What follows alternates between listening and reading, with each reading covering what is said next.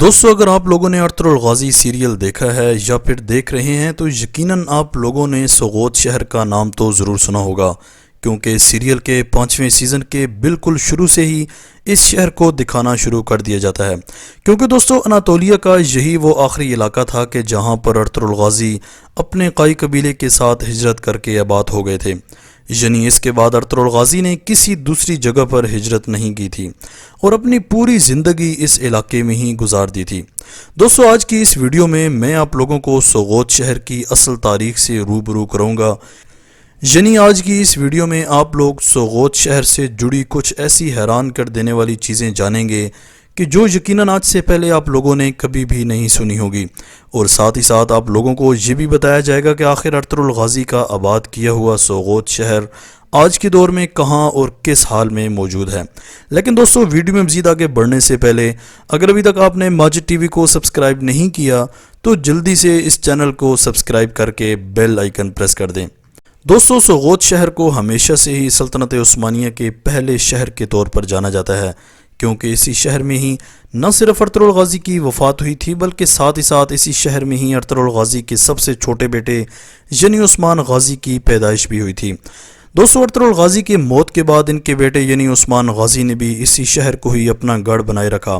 یعنی سوغوت کو ہی سنٹر بنا کر بازنطینی سلطنت کے بہت سارے علاقوں کو فتح کرنا جاری رکھا۔ اس کے بعد دوستو 1299 میں جب عثمان غازی نے اپنی خود کی سلطنت یعنی سلطنت عثمانیہ کی بنیاد رکھی تو سوغوت شہر کو ہی سلطنت عثمانیہ کی پہلی اماجگاہ بنا دیا، کیونکہ دوستو اس دور میں عثمانیوں کے انڈر میں اناطولیہ کا جتنا بھی علاقہ آتا تھا اس میں سوغوت شہر سب سے زیادہ ڈیولپ مانا جاتا تھا، کیونکہ اس شہر میں تجارت زور و شور پر تھی، اور اسی کے ساتھ ساتھ اس شہر میں آپ کو ہر علم و ادب رکھنے والا شخص مل جاتا تھا۔ دوستو عثمان غازی نے اپنی زندگی کے آخری دنوں میں بازنطینی سلطنت کے ایک طاقتور اور ایک مشہور شہر یعنی بروسا کو فتح کرنے کی بھرپور کوشش کی، لیکن لاکھ کوشش کے باوجود بھی وہ اس کو فتح کرنے میں کامیاب نہیں ہو سکے، اور آخرکار جب ان کی زندگی کے چند ہی دن بچے تھے تو وہ کمزوری کی وجہ سے بستر پر آ گئے۔ ایک دن انہوں نے اپنے بیٹے یعنی اورحان غازی کو بلایا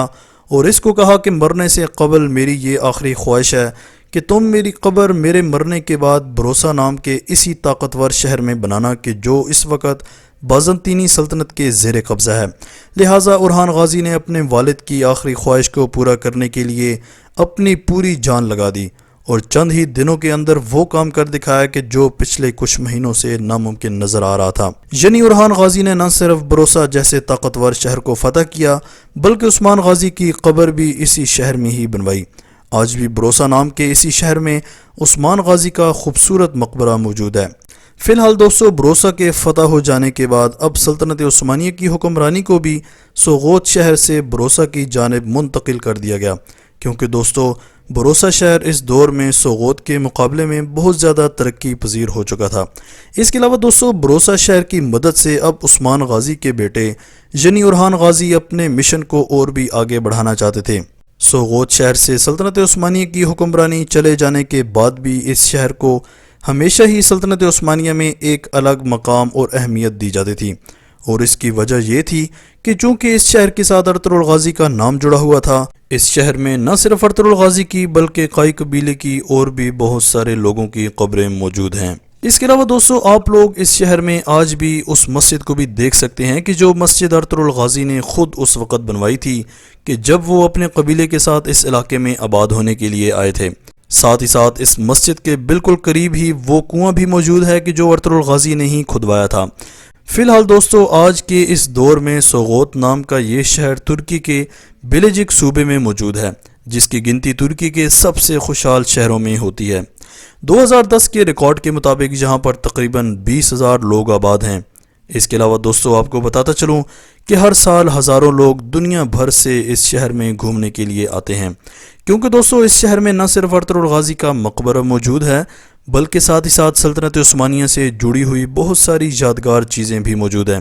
خاص طور پر وہ میوزیم کہ جس کو ارطغرل غازی میوزیم کا نام دیا گیا۔ اس کے اندر آپ لوگوں کو نہ صرف قائی قبیلے کی بلکہ سلطنت عثمانیہ کی بھی بہت ساری پرانی سے پرانی اصلی چیزیں دیکھنے کو ملیں گی۔ حالانکہ دوستو بدقسمتی سے سغوت شہر کو بھی وقت وقت پر بہت سارے خطرناک حادثوں کا سامنا کرنا پڑا۔ مثال کے طور پر فرسٹ ورلڈ وار کے بعد یعنی جب سلطنت عثمانیہ اور جرمنی کی ہار ہو گئی تھی تو ظاہر ہے ترکی کے زیادہ تر علاقوں پر یورپ نے قبضہ کر لیا، اور اس کے بعد ترکی کے لوگوں نے جنگ آزادی کا نعرہ بلند کیا اور ان سے جنگ کا اعلان کیا تاکہ یورپ کا قبضہ ختم ہو سکے۔ اسی جنگ کے دوران یونان کی فوجوں نے سغوت شہر کو بہت زیادہ نقصان پہنچایا۔ تاریخ کے مطابق سغوت نام کے اس شہر کو اس جنگ کے دوران بہت دفعہ جلایا جا چکا تھا، جس کی وجہ سے اس شہر میں موجود سلطنت عثمانیہ کی بہت ساری ایسی یادگار چیزیں برباد ہو گئی تھیں کہ جو بہت زیادہ پرانی اور نایاب تھیں۔ اس کے علاوہ دوستو ارطغرل غازی کے مقبرے پر آج بھی گولیوں کے نشانات موجود ہیں جو اس جنگ میں یونانی فوجیوں کی جانب سے چلائی گئی تھیں، اور یہ آج تک نشانات جوں کے توں موجود ہیں۔ آج تک کے لیے اتنا ہی دوستو، آپ کمنٹ سیکشن میں بتائیے کہ ارطغرل غازی کی پوری داستان اس سیریز میں دیکھ کر آپ کے ارطغرل غازی کے بارے میں کیا جذبات ہیں۔ کمنٹ کرنے کے ساتھ ساتھ ویڈیو کو لائک بھی کیجیے گا، اور اسی طرح کی امیزنگ ویڈیوز کے لیے ماجد ٹی وی کو سبسکرائب کر کے بیل آئیکن پریس کر دیں تاکہ ماجد ٹی وی کے آنے والی ہر ویڈیو کی نوٹیفیکیشن آپ کو آسانی سے ملتی رہے۔ اگلی ویڈیو تک کے لیے اجازت دیجیے۔ اللہ حافظ۔